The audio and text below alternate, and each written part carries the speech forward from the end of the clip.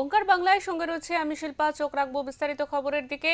বঙ্গভোটের রঙ্গমঞ্চে শাহ কুণাল তরজা। বাংলায় এসে মুখ্যমন্ত্রীকে কটাক্ষ করেছেন অমিত শাহ। দুর্নীতির প্রসঙ্গ টেনে সরাসরি মুখ্যমন্ত্রী মমতা বন্দ্যোপাধ্যায়ের দিকে প্রশ্ন ছুড়েছেন স্বরাষ্ট্রমন্ত্রী। তিনি বলেন, তৃণমূল নেতারা জেল খাটা আসামি। নেতাদের লিস্টে কুণাল ঘোষের নামও ছিল, তাই শাহের বক্তব্যে পাল্টা জবাব দিলেন কুণাল ঘোষ। শাহ জানালেন, খুনের দায়ে জেলে ছিলেন যিনি, তার কাছে জেলের কথা শুনব না।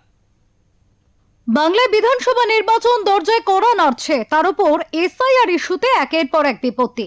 এই আবহেই ভোটের আগে ঘুঁটি সাজাতে বঙ্গ সফরে এসেছেন অমিত শাহ। মঙ্গলবার সাংবাদিক বৈঠকে বাংলায় বিজেপি সরকার গড়া নিয়ে প্রত্যয় সুর শোনা গেল শাহের মুখে। পাশাপাশি মমতা বন্দ্যোপাধ্যায় এবং অভিষেক বন্দ্যোপাধ্যায়কেও কটাক্ষ করতে ছাড়েননি তিনি। বলেছেন, বাংলায় একাধিক দুর্নীতিতে তৃণমূলের নেতারাই জেলে গিয়েছেন।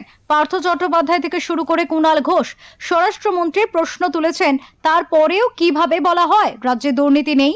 पार्थ चैटर्जी जेल में जाते हैं, ज्योति प्रिय मलिक जेल में जाते हैं, अनुव्रत मंडल जेल में जाते हैं, जीवन कृष्ण शाह जेल में जाते हैं, माणिक भट्टाचार्य जेल में जाते हैं, चंद्रनाथ सिन्हा जेल में जाते हैं, परेश पाल जेल में जाते हैं, कुंतल घोष जेल में जाते हैं, फिरहाद हकीम वो भी आरोपी बनाए जाते हैं, शोभन चैटर्जी आरोपी बनाए जाते हैं, कुणाल घोष 3 साल जेल में रहकर आते हैं, और आप कहती है कि भ्रष्टाचार नहीं हो गया।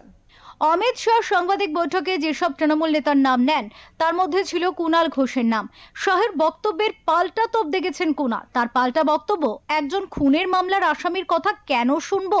দেশের স্বরাষ্ট্রমন্ত্রী অমিত শাহ তার আরেকবার ব্যর্থ হতে চলা বঙ্গ সফরে এসে শুনলাম খুব আক্রমণ করেছেন এবং আমার নামও উচ্চারণ করেছেন।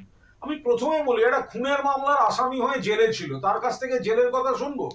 খুনের মামলার আসামি অমিত শাহ, যখন উনি জেলে ছিলেন তখন খুনের মামলার আসামি। মামলা কিভাবে এগিয়েছে টেগিয়েছে সেগুলো সারা দেশের লোক জানেন। তো সময় দিন না, তারপর দেখতে পাবেন।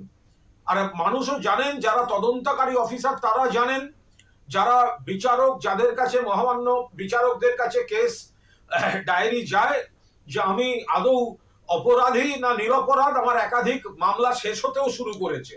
মঙ্গলবার অমিত শাহ অভিযোগ করেন, বাংলার ভৌগোলিক মানচিত্রের পাশাপাশি জনবিন্যাস বদলে দেওয়ার চেষ্টা চলছে, কিন্তু রাজ্য সরকার এ বিষয়ে নীরব। স্বরাষ্ট্রমন্ত্রীর হুঁশিয়ারি, বাংলায় বিজেপি ক্ষমতায় এলে শুধু অনুপ্রবেশ রোখাই নয়, যারা বেআইনিভাবে ঢুকেছে তাদের চিহ্নিত করে দেশের বাইরে পাঠানো হবে। ব্যুরো রিপোর্ট, ওঙ্কার বাংলা।